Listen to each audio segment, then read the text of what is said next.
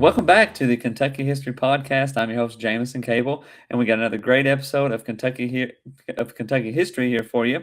And I have local historian Gary Norman, who is the lead historian at the Rose Hill Museum at Lyon County. Gary, thanks for joining us. Thank you. Thanks for inviting me. Before we get too much into what we're going to talk about, tell us a little bit about yourself and your Kentucky connection. I was always into history, and I have traveled a lot. I was in the Air Force with my dad. I was an Air Force brat, and it wound up that anything history, wherever I've lived, I've kind of absorbed myself in it. Being in England and in different places, my dad was actually raised in Fredonia, Kentucky, which is actually about 4 miles from my house. I live between Fredonia and Edible, Kentucky, the New Edible.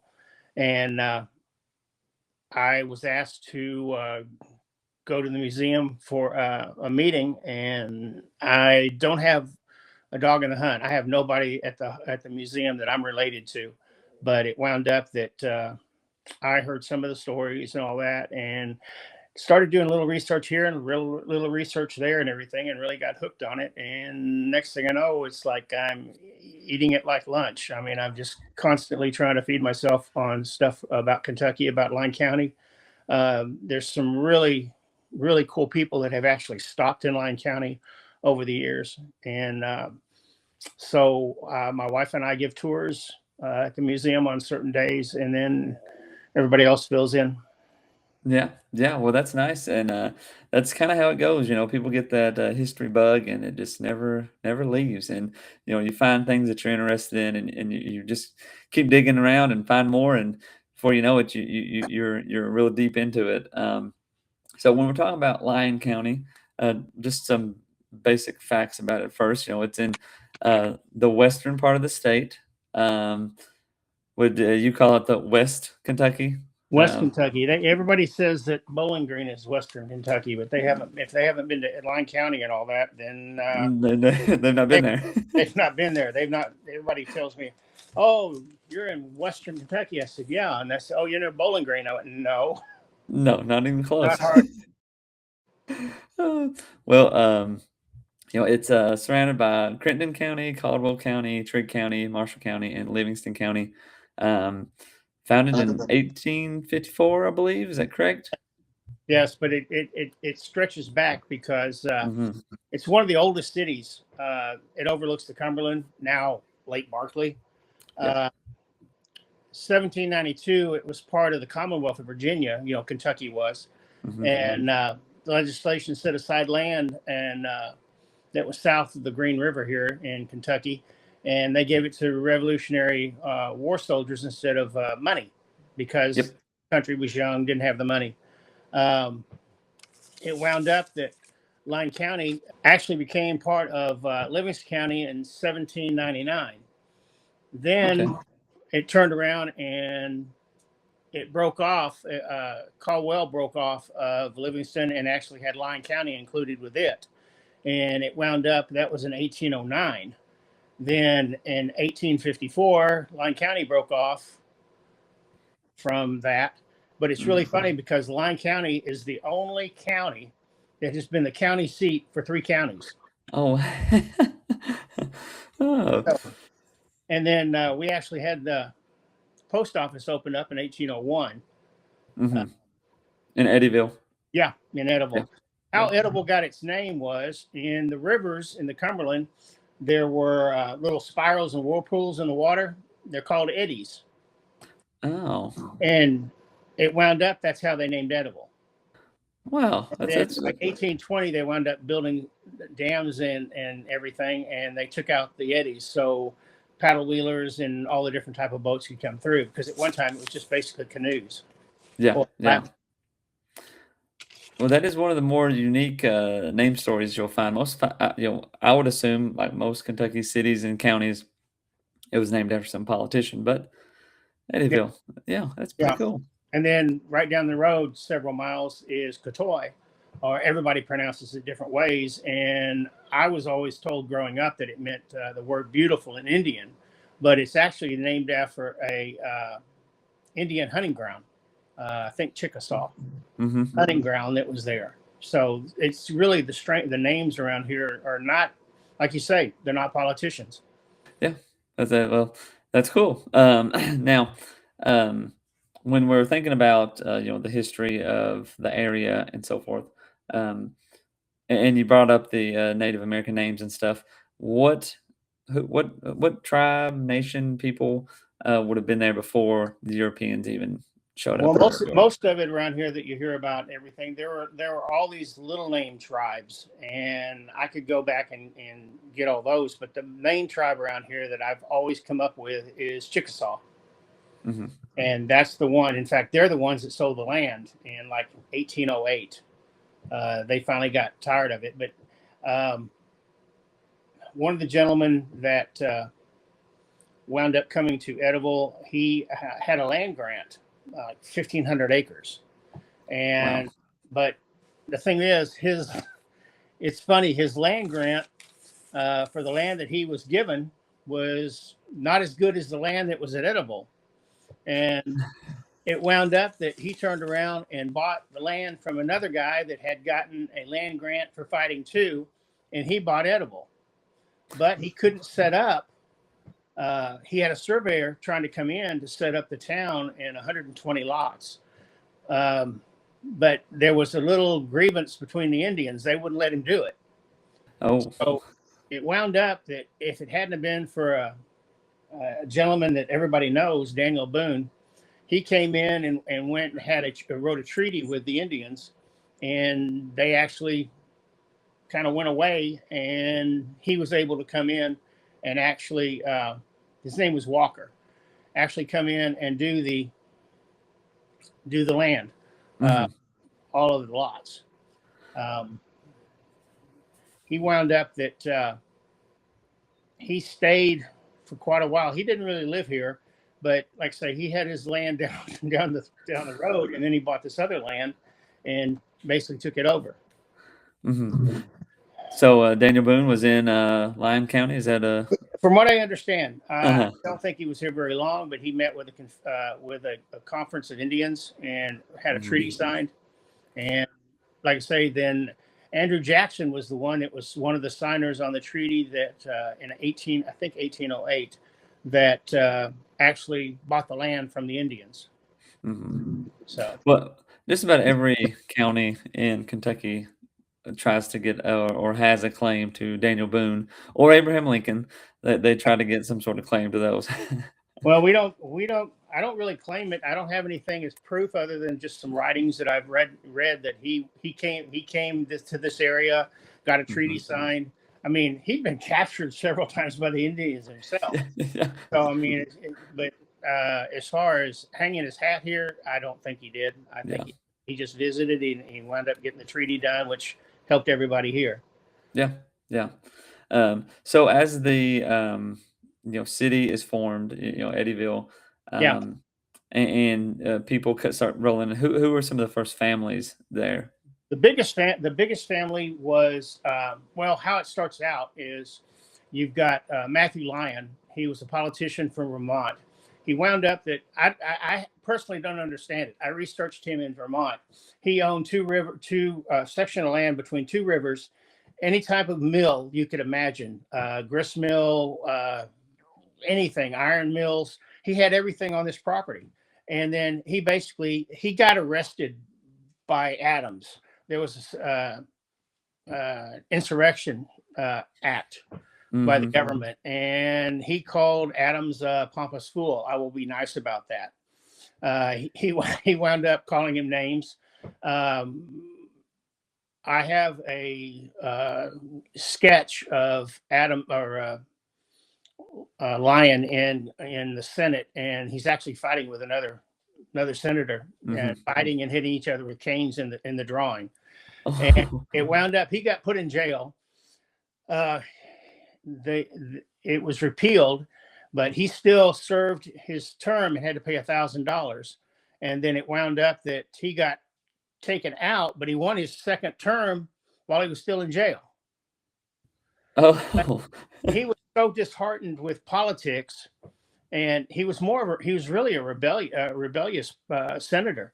But he was really good friends with Andrew Jackson and several others. And he said, "Look," he said, "I know you're put out." He said, "Let's go hunting." So he brought him to the Cumberland River down through here and everything, and they hunted for a month. And Andrew Jackson convinced him. He said, "Look, iron production, boat making, all this stuff." He says, "This area has the iron ore and the wood to make the charcoal, and there's all these springs and everything, and you know how to do it." So he basically goes home and walks into the house, those that had on the hook, and turns around to his wife and says, "We're moving to Kentucky." And it was just like, no way. Well, that's when it started. He wound up coming to Kentucky. The first time he came, hold on a second.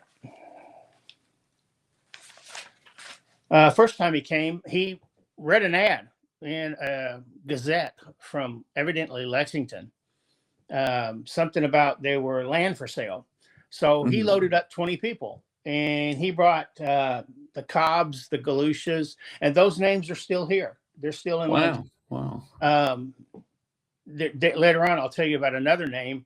There's not here, but their slaves are. Their names, the descendants of slaves, they still use the name here in the county, which is amazing to my wife and I. When we're at the museum and we see their picture on the wall and everything, and there they are, and we don't know anybody that is a matching except descendants of slaves. And I know the people, and they're really nice, really good people. They bought, like I say, 20 people. He brought 2 married daughters, and he brought with their husbands.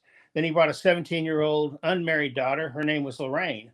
And he wound up buying about a third of the lots, of the 120 lots. But then he also bought all this acreage out behind Edible and everything, and had farms and everything too. He had to go back and finish his term.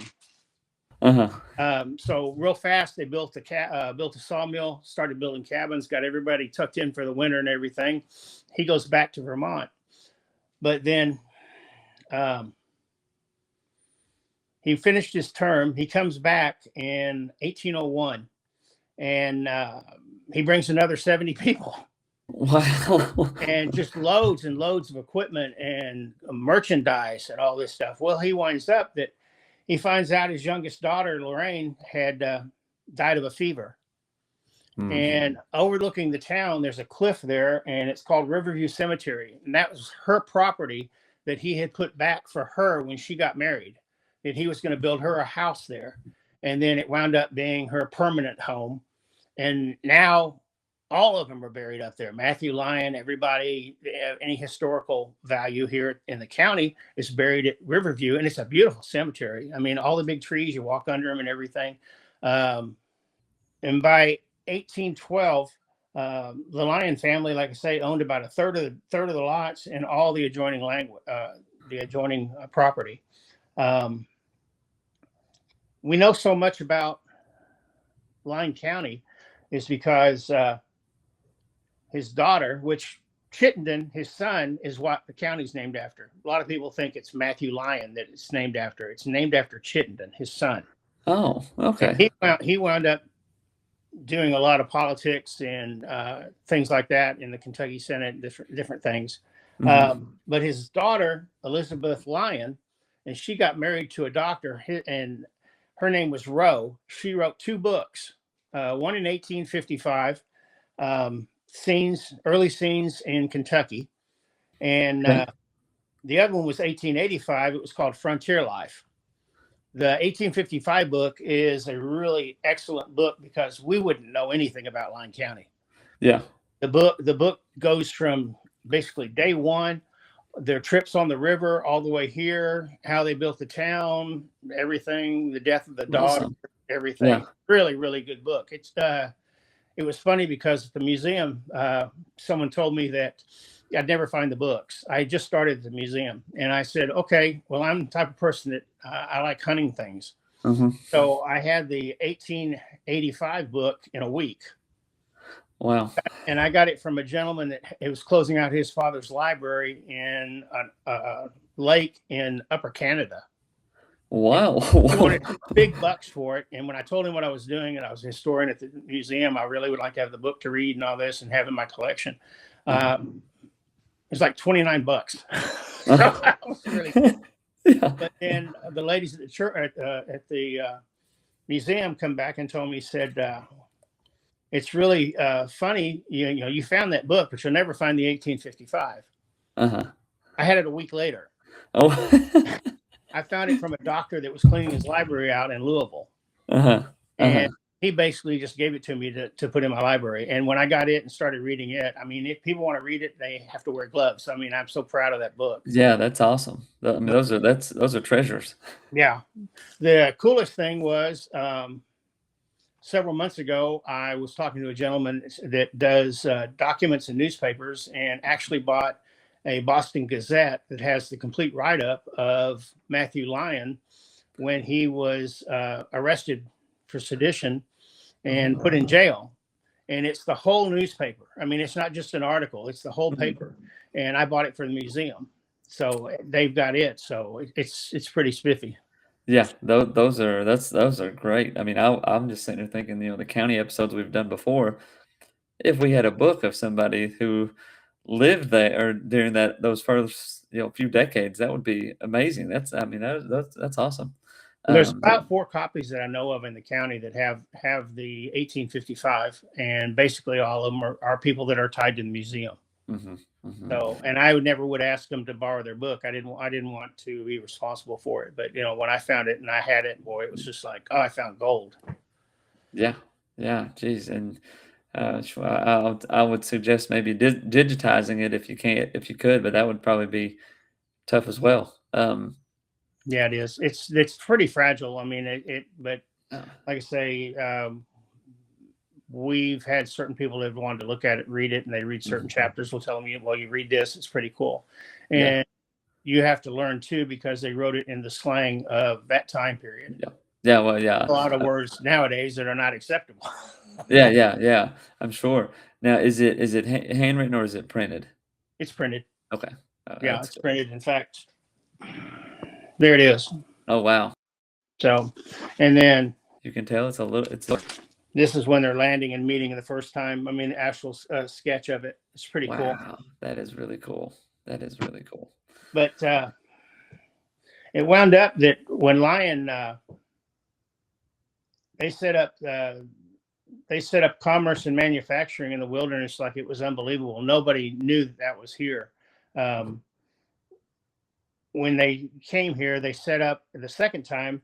They hauled a large load of, like I said, of merchandise, and he put up a big store, Mhm, and it was unbelievable. Nobody had that anywhere around here. I mean, you had to go to central Kentucky, eastern Kentucky, or something to get any type of goods, and they mhm. brought it all in here. Um, like in 20 years, Edible had a boat yard, a pottery yard, tanning yard, hemp packaging plant, iron furnaces, forges, paper mill, grist mill, whiskey distilleries, wool, cotton manufacturing, and 2 large boat yards. In fact, at one time, they were bigger than Nashville as far as boats, building boats. Wow, wow. That is pretty impressive. And now, and just how far a drive would it be from Eddyville to Nashville? It's basically 2 hours, 2 hours. Okay. two Okay. hours. But Edible wound up being a river port, and it was the biggest one on the river. Mhm. And everybody brought their stuff to Edible, and it was packaged on flatboats, and it was taken to New Orleans. Okay. A Yeah. lot of that's where and Lyon having his own boat manufacturing, his shipping was pretty much nothing Yeah. because he wound up building his own boats and having everything right there. Um, in 1808, it wound up that uh, Lyon County, Edible, was the largest river town Mhm. in What would Lyon County. yeah, what would the population have been? Do you know Uh, right off or I'm thinking there was. I'd have to look that one up. I have to Hmm. get back on that one. That's all right. I know at one point it was right before the Civil War. It got up to 500 and something, and right after that, it wound up going down into the 300s. Mhm. Gotcha. But I want to say that it was 140 something at one point with all the people he had brought in. Hmm. Outside of Eddyville, mainly farming. Um, Yeah, yeah. Uh, um, it was considered Edible was considered a Union town. It was mhm. the Yankees. Yeah. There was a little town a little farther over called Eddie Grove. That was the southern towns. That was where the Southerners came. They Mhm. were from the Carolinas, specifically South Carolina. Um, they were really thinking that the Yankees were weird, and they actually drove all dressed up in their best and came to see what the Yankees looked like. Well, their houses were really nice and plank boards and all this stuff, and everything was just painted and all this stuff. And it wound up the big store. Well, the Southern ladies were just blown away because here's China and all this really nice decorative stuff when they're used to using iron skillets and tin plates, and they were just amazed. They first thought that the Yankees would mistreat them and all that, but Matthew Lyon and his family were really, really friendly. Actually went to their house and ate dinner with them and everything. They traded out and everything. Um, the only thing with Matthew Lyon, the problem was when he was in Vermont, he had a lot of help, paid and non-paid, that he Mhm. rented out. And when he got to Edible, it wound up that it was just his family. He had no extra help, and his wife was totally freaking out because um, she was having to run the household by herself. Mhm. And all of the Yankee daughters, all they wanted to do is they didn't want to mess up their hair or you know rough up their hands or anything. Mhm. They wanted to knit and crochet and all the little southern not southern everything that the northern girls would do. It wound up that that's what they wanted to do. They didn't think they needed to work, but there were slaves around, and Matthew Mhm. Lyon did not want to own slaves, uh, not at all. His wife talked about it on their trip here that it was a slave state, that wished they were going somewhere else, that she didn't want to have to uh, deal with having slaves and everything. She knew that she wasn't going to be able to run what she wanted to do, and that Matthew knew he couldn't do what he wanted to do, but he just wouldn't go buy a slave just to buy a slave. Yeah. Um, there were several that he would go, and actually the owners would bring them to him because they were supposed to be troubled slaves. Um, he wound up renting a lady that Mhm. he wound up renting her from a southern gentleman, and she wound up running the house and cooking and everything, and he Mhm. built a summer kitchen. Well, then there's Richard. Okay, Richard, all he wanted to do was praise the Lord, preach gospel. He'd get beat, he'd still sing. um, they wouldn't let him preach on Sundays. He would try to preach off by themselves when they weren't working and everything, but he kept going on and on. And everything he did, the owner did, it wouldn't work. He wouldn't get him to shut up. So he finally said, "Well, I'm just going to sell you." So he takes him to Matthew Lyon's store, and he says, I've got a slave that won't shut up. I want to sell him. Would you want to buy him? So Matthew Lyon would go outside. He'd talk to him, and he said, "What do you think you're worth?" And he'd go, "Master, I I know I can do $38 worth of work a month and everything, but Mhm. the Lord's first. I praise the Lord, and I sing and all this stuff, and and I don't want to stop, and I'm not going to." And so he goes back in and everything, and he makes a deal with the guy, and he buys Richard. Well, Richard had been taught by Methodists in the Carolinas how to be a Methodist preacher, and you've got this black slave that's a preacher. So it winds up that he buys him. Well, then he turns around and buys another gentleman named George, and it winds up that he is a carpenter, and he works for him on his boats and the house and all the farms and everything. He winds up really getting big into the Lyon household. Well, it wound up after Matthew would do, how he would do it is he would say, "I bought you for $700." He said, "I'm going to take $38 off, just a number, off of it every month. He'll still pay your room and board, your food, your clothing, medicine, anything you need. But I'm going to take $38." And he had a journal, a ledger. That the top of it had Richard, and it wound up that he owes me $700. Well, you go down the list, and every month he would take it off. It got to the bottom, you were free. You weren't a slave no more. Yeah. That's how he did all his family. And I would love to find that journal. I mean, that's the ultimate thing to find. But he did that to all those. In fact, Richard started a church in the summer kitchen, and George built the pews. And then the ladies would clean out the summer kitchen, and they had church there. Wow. Actually a formal church. Well, it wound up that it got so big, then the white people started coming. Oh, wow. And the next thing you know, they moved to another bigger building. And then to this day and time, the church is still going strong. It's Edible Methodist Church up here in town.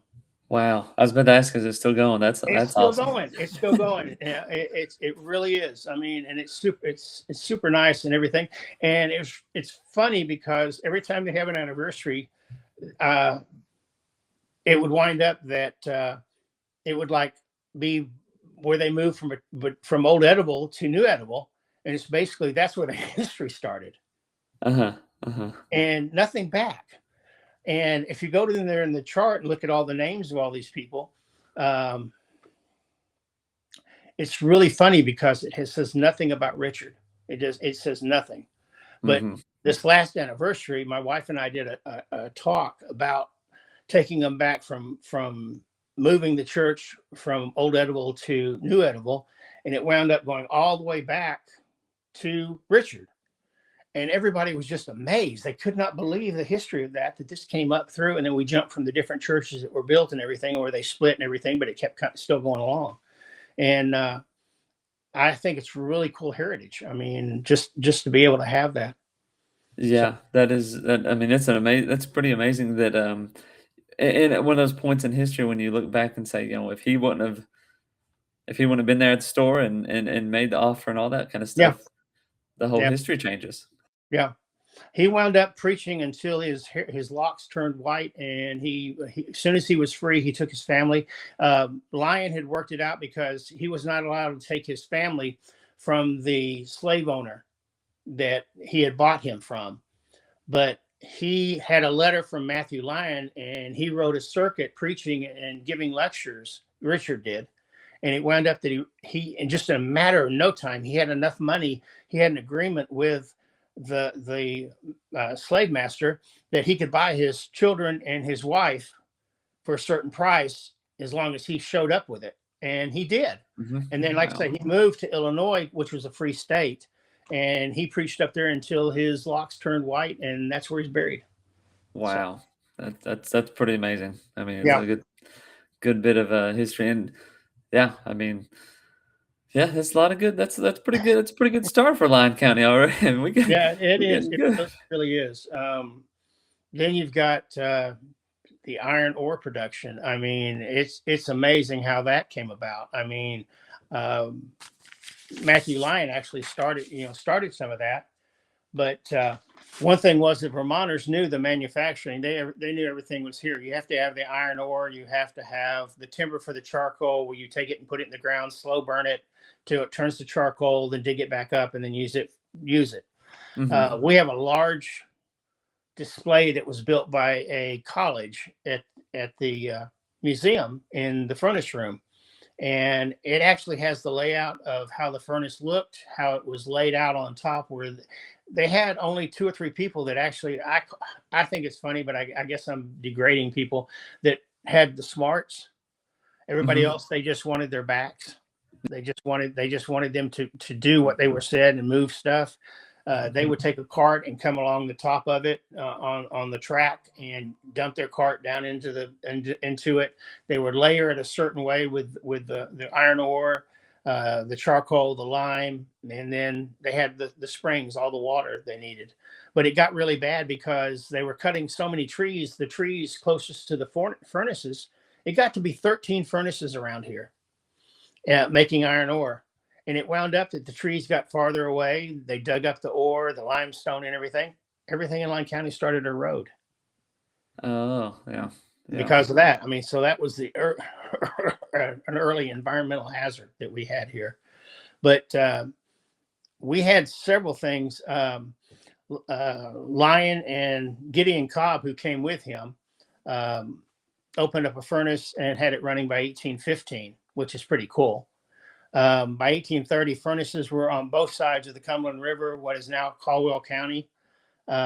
Later, there was the Dr. Thomas, Tennessee Watson, Hillman family, and the Stackers. They were very, very, very involved in making pig iron and finished articles out of metal. And pig iron and everything was a piece of iron that was formed in a sand mold, but it was big enough for a man to pick up and put on a cart. Mhm. And they would Mhm. divide it up, and some would go to an iron blacksmith, and they would do it. But also they had molds in the ground where the ore would run into it, molten, and it would automatically make the article that they're wanting to do. So, anything you could think, iron, they made it back then. Yeah. Yeah. I metal detected at a spring here in the county and dug up an Ames 3-legged stew pot that went back to 1822 or 1829 or something in their little catalog thing that I looked it up on. And Wow. I mean, just to find something like that in the county. Um, they had furnaces. They had Empire. These are just ones that was just put around the county that were in between the other side of the river, our side of the river, and Swanee and everything was Empire, Fulton, Mammoth. There were the central furnaces, and then the Tennessee rolling mills. That was a lot of them. The Tennessee rolling mills. It was built in 1845, and it was across from the Empire furnace. It was the largest of its kind in the South. It was just a monstrosity. There are several. There's one down in Tennessee that you can still drive by and pull over on the side of the road, and the foundation is still there, all the way up to the top of it. Just all the wood's gone, but it's the Yeah. stone. Yeah. Uh, there are remnants around the county of them, but there's one that's in the lake. You can actually take your boat and cruise over the top of it, look down and see the foundations down in the water. Oh, that's pretty cool. Yeah. Um,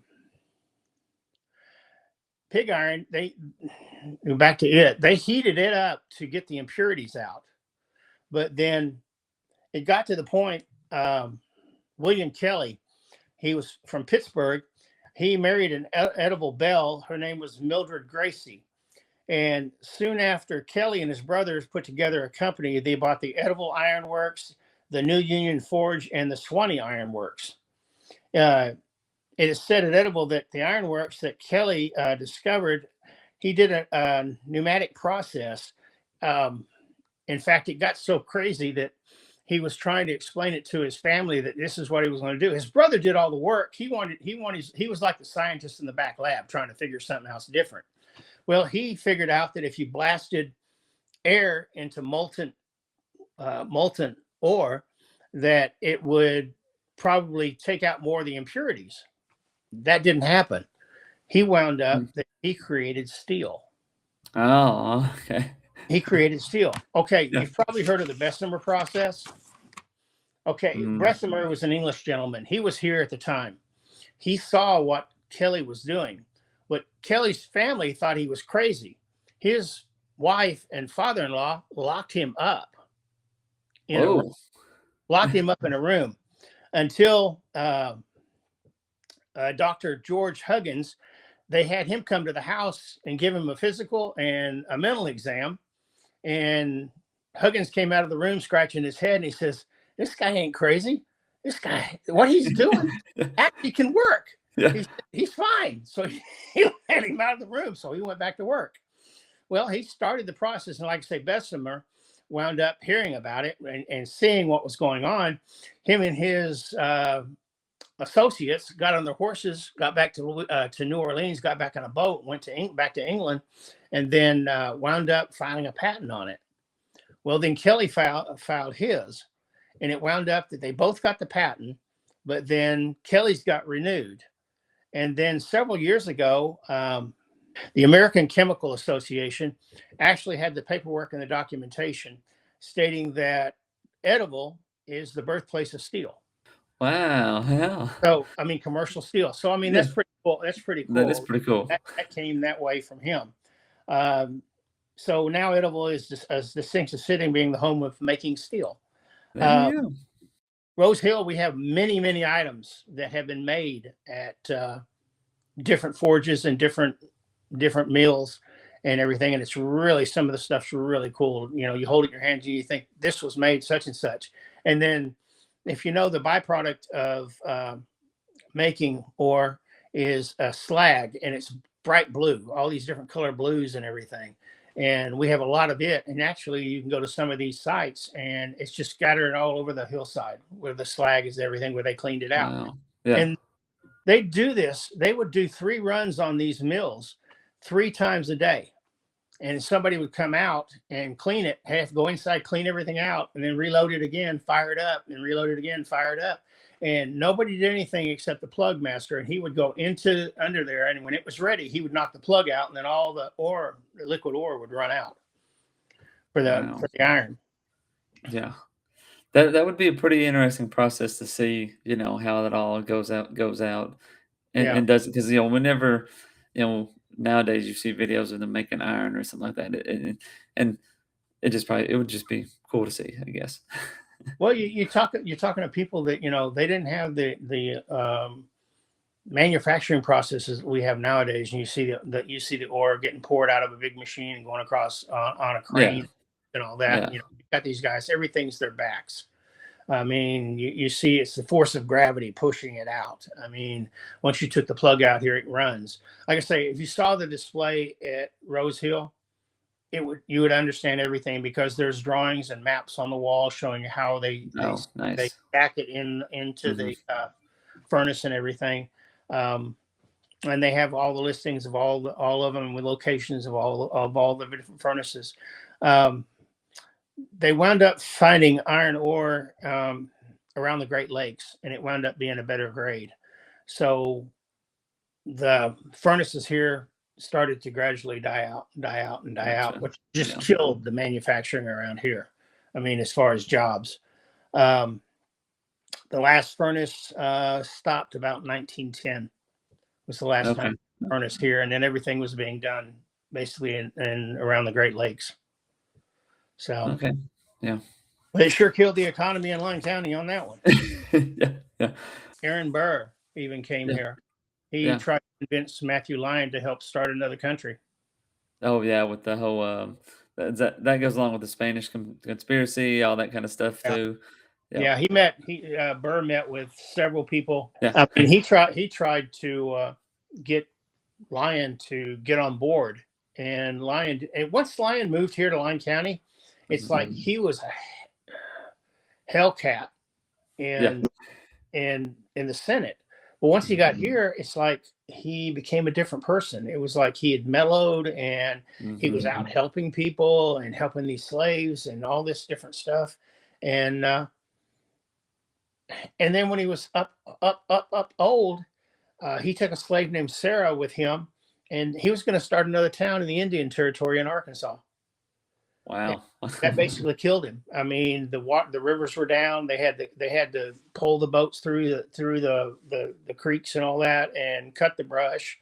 And he got sick, and he died there. In fact, they buried him in a hole with full of lime till somebody came and got him. And the girl wound up that people that had a tavern kept her there and said, "We'll get you contact with Kentucky and have him come get you and his body." And she kept saying every day, have you heard anything? And it was no. They didn't do anything because they were keeping her as a slave, working at the Oh, tavern. man. And Yeah. finally, somebody showed up to find out what was going on, and she told the whole story and everything. And they dug up his body and brought her home and took her back to Edible, and he's buried here up in Riverview Cemetery. Gary, thanks a bunch for coming on and talking history. We just grazed the surface. I believe there's plenty more we can get into. Um, but anything else before we go? No, just thanks for having me. All right. Well, we'll have some more Lyon County history here soon. So thank you all for listening, and we'll see you next time.